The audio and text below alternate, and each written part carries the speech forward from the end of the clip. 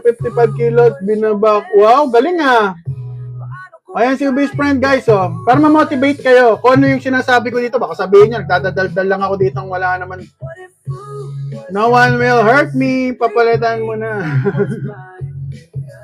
O, to, ayan pa. Kita nyo guys. O, ito, tapos kapag nung nag-low carb po ako, ang naging itsura natin, yan. Yung iba, nakikita na naman yung itsura ko dati. So, ano. Pwede pa olive oil, coconut oil, pwede. Animal fats, pwede.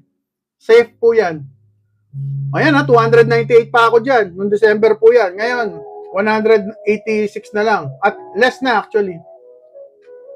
Yan.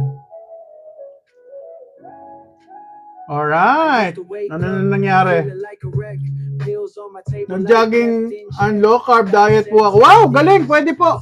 Sana all. Pwede mag-jogging. Durog na kasi yung tuhod ko guys eh. Nagbabasketball ako dati.